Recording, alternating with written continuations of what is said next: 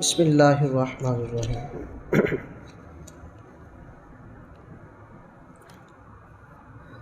یا ایھا الذین آمنوا اذا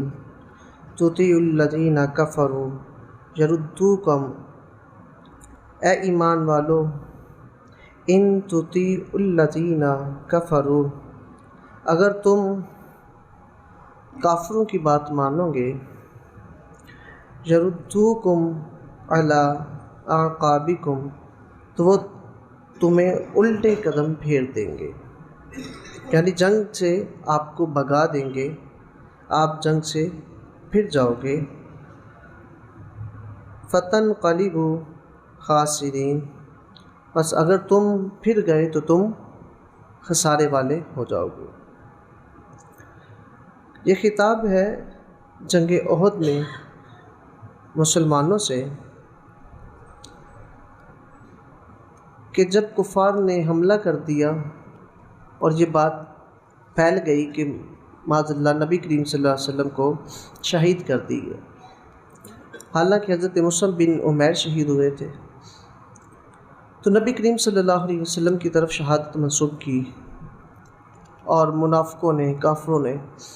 یہ شور برپا کر دیا کہ نبی کریم صلی اللہ علیہ وسلم شہید ہو گئے۔ جب یہ بات سنی صحابہ نے تو بکھر گئے، تو کفار نے حملہ کیا، 70 مسلمان شہید ہوئے اور کئی زخمی ہوئے۔ تو اس وقت منافقین نے کہا مسلمانوں سے کہ تم اپنے پچھلے دین میں واپس پلٹ آؤ، یعنی یہودی بن جاؤ، جو کہ تمہارے باپ دادا کا دین تھا، اور ابو سفیان کے ساتھ صلح کر لو۔ یہودی اس طرح کہتے جاؤ، منافقین کہتے تھے کہ اب چلتے ہیں عبداللہ بن ابی کے پاس، وہ ان سے بات کر لیتا ہے ابو سفیان سے، تو صلح ہو جاتی ہے، تو آپ جو ہے وہ جنگ سے نکلو پھرو۔ تو میرے رب نے مسلمانوں کو یہ مشورہ دیا ہے کہ آپ نے کفار کی بات کو نہیں ماننا، وہ تو تمہیں پھیر دیں گے، تمہارے دین سے بھی پھیر دیں گے، جنگ سے بھی پھیر دیں گے، تو آپ نے ان کی بات کو نہیں ماننا۔ بل اللہ مولاکم، بلکہ اللہ تمہارا مولا ہے، مددگار ہے، وَهُوَ خیر الناصرین، اور بہترین مددگار ہے، سب سے زیادہ بہتر مدد اللہ کی ہے۔ سنلقی فی قلوب الذین کفروا الرعب بما اشرکوا باللہ ما لم ینزل بہ سلطانا، ان قریب ہم کفار کے دلوں میں اے مسلمانوں تمہارا رعب ڈال دیں گے، بما اشرکوا باللہ، اس لیے کہ انہوں نے شرک کیا اللہ کے ساتھ، اس کو شریک ٹھہرایا، ما لم ینزل بہ سلطانا، جس کی اللہ نے کوئی دلیل مقرر نہیں کی، یعنی اپنی طرف سے وہ اللہ کے ساتھ شریک ٹھہراتے ہیں، حالانکہ اللہ کا کوئی شریک نہیں ہے۔ وَمَأْوَاهُمُ النَّارُ، اور ان کا ٹھکانہ دوزخ ہے، وَبِئْسَ مَثْوَى الظَّالِمِينَ، اور ظالموں کا کتنا برا ٹھکانہ ہے، دوزخ سب سے برا ٹھکانہ ہے، اور ظالموں کا کتنا برا ٹھکانہ ہے۔ اس کا شان نزول یہ ہے کہ جب کفار مکہ نے مسلمانوں پر حملہ کر دیا اور کافی تعداد میں مسلمان، تقریباً 70 مسلمان شہید بھی ہوئے اور درجنوں زخمی بھی ہوئے، مسلمان بکھر گئے تھے اور ان کی فتح تھی اس وقت، تو وہ پھر ادھر سے واپس پلٹ گئے کفار۔ جب کافی دور پہنچ گئے، ابو سفیان نے کہا، مشورہ کیا آپس میں، ہم تو ان پر غالب آ گئے تھے، ہم واپس کیوں جا رہے ہیں، ابھی واپس چلتے ہیں، ابھی سب کا خاتمہ کر دیتے ہیں تاکہ اسلام کا نام مٹ جائے۔ یہ مشورہ کیا، مشورہ کر کے آنے لگے واپس کہ دوبارہ آ کے مدینے حملہ کر دیتے ہیں، ابھی تو ہم قوی ہیں، تو ہمارا ابھی غلبہ ہے، جا کے واپس حملہ کرتے۔ واپس آنے لگے تو اللہ رب العزت نے ان کے دل میں رعب ڈال دیا مسلمانوں کو، انہوں نے کہا کہ اب تو حملہ کیا تو اب تو وہ دوبارہ پلٹ کے حملہ کریں گے، وہ تو ہمیں مار دیں گے، بدلہ لیں گے وہ ہم سے۔ تو وہ آئے تھے، واپس پلٹ بھی گئے، آنا چاہا انہوں نے ابو سفیان کے مشورے پر، لیکن میرے رب نے فرمایا کہ پھر ہم نے کیا کیا، ہم نے سنلقی فی قلوب الذین کفروا الرعب، پھر کافروں کے دلوں میں کیا کیا؟ رعب ڈال دیا، جس کی وجہ سے وہ واپس پلٹ کے نہیں آئے۔ تو میرے رب یہ احسان یاد کروا رہا ہے مسلمانوں کو کہ دیکھو وہ آنے لگے تھے، ٹھیک ہے، میں نے ان کے دلوں میں تمہارا رعب ڈال دیا تھا، اور فرمایا کہ انہوں نے میرے رعب اس لیے ڈالا کہ وہ کافر تھے، انہوں نے میرے ساتھ شریک ٹھہرایا، اور فرمایا حالانکہ میں نے اس کی کوئی دلیل قائم ہی نہیں کی شرک کی، فرمایا ان کا ٹھکانہ دوزخ ہے، اور وہ کتنا برا ٹھکانہ ہے جو ظالموں کا ٹھکانہ ہے۔ وَلَقَدْ صَدَقَكُمُ اللَّهُ وَعْدَهُ۔ اب جب مسلمان شہید ہوئے نا، تو ان میں منافقین نے کہا کہ اے حبیب، آپ نے تو کہا تھا اللہ ہمارے ساتھ ہے، ہماری مدد کرے گا، تو اب ہمیں شکست کیوں ہو گئی؟ حالانکہ شکست ان کی وجہ سے ہوئی تھی۔ حضور نے 50 تیر اندازوں کو جو پہاڑی پہ کھڑا کیا تھا، وہ پہاڑی جو حضرت امیر حمزہ رضی اللہ تعالیٰ کے مزار اقدس کے بالکل سامنے ہے، وہاں 50 تیر کمان کھڑے کیے، تو آپ نے فرمایا تھا فتح ہو یا شکست ہو، آپ نے اپنا ٹھکانہ نہیں چھوڑنا۔ اور ان کا سردار حضرت عبداللہ بن جبیر رضی اللہ تعالیٰ کو مقرر کیا تھا، اور صرف 3 یا 4 صحابہ کے علاوہ باقی جو، جب انہوں نے دیکھا نا، کیونکہ ابتداء مسلمانوں کی فتح تھی، مسلمان غالب آ چکے تھے کفار کے اوپر، جب ابتداء غالب آ گئے وہ میدان چھوڑ کے بھاگ گئے اور پہاڑی کے پیچھے چھپ گئے تھے۔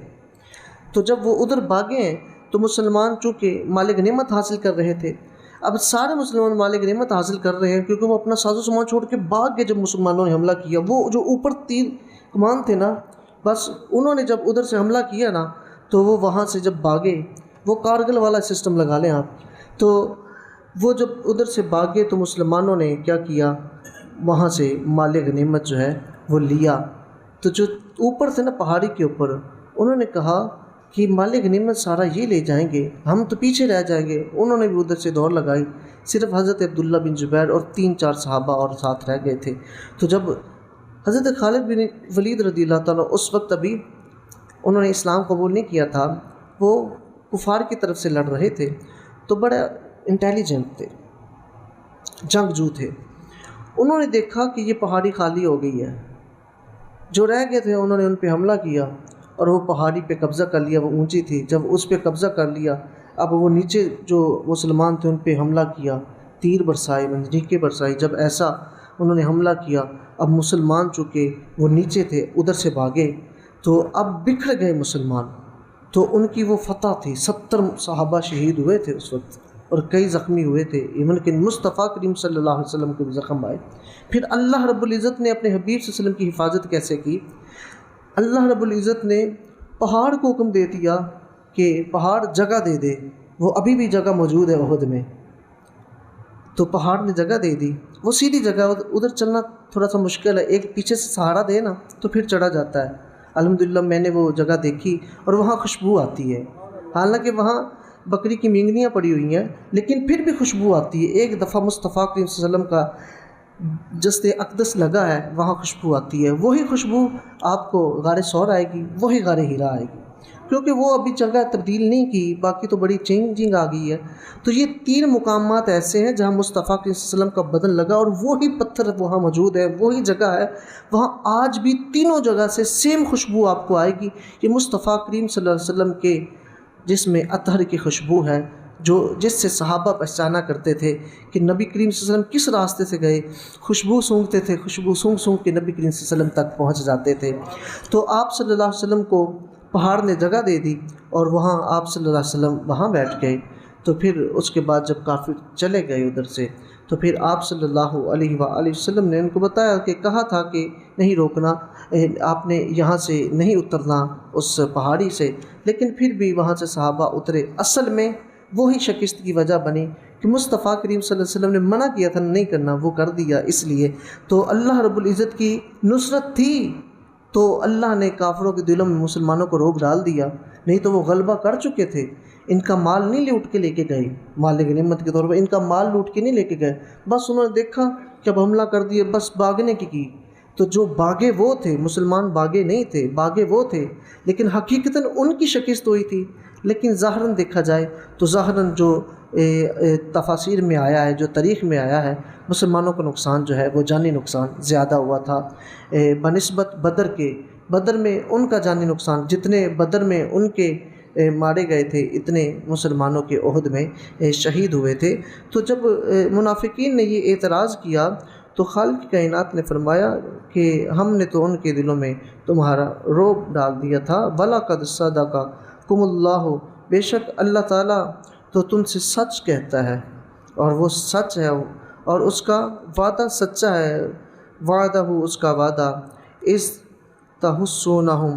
بِإِذْنِهِ، جب تم نے اس کے حکم سے قتل کیا ان کو، حَتَّى إِذَا فَشِلْتُمْ، جب تم نے بزدلی دکھائی، وَتَنَازَعْتُمْ فِي الْأَمْرِ، اور تم نے رسول اللہ صلی اللہ علیہ وسلم کے امر میں مخالفت کی، یعنی اس کی جب حکم کی مخالفت کی کہ حضور نے کہا تھا یہاں سے نہیں ہٹنا لیکن یہاں سے ہٹے، حکم کی مخالفت کی، وَعَصَيْتُمْ مِن بَعْدِ مَا أَرَاكُمْ مَا تُحِبُّونَ، اور جو تمہیں پسند تھا اس کو دیکھنے کے بعد، مال غنیمت کی طرف اشارہ ہے، اس کو دیکھنے کے بعد تم نے نافرمانی کی، تو فرمایا پھر اس کے بعد من یرید الدنیا ومنکم من یرید الآخرہ، فرمایا تم میں سے جو دنیا کا ارادہ کرے، اور فرمایا وہ اس کو دنیا ملے گی، ومنکم من یرید الآخرہ، اور تم میں سے جو آخرت کا ارادہ رکھتا ہے اور اس کو آخرت ملے گی، ثم صرفکم عنہم لیبتلیکم، فرمایا اس کے بعد اللہ نے تمہیں پھرایا اور تم کو آزمایا، وَلَقَدْ عَفَا عَنْكُمْ، اور تحقیق اس نے تجھ کو معاف فرما دیا، وَاللَّهُ ذُو فَضْلٍ عَلَى الْمُؤْمِنِينَ، اور اللہ تعالیٰ مومنین پر فضل کرنے والا ہے۔ اللہ رب العزت کے حضور دعا ہے کہ اللہ تعالیٰ ہمیں قرآن و حدیث کی فقاہت عطا فرمائے۔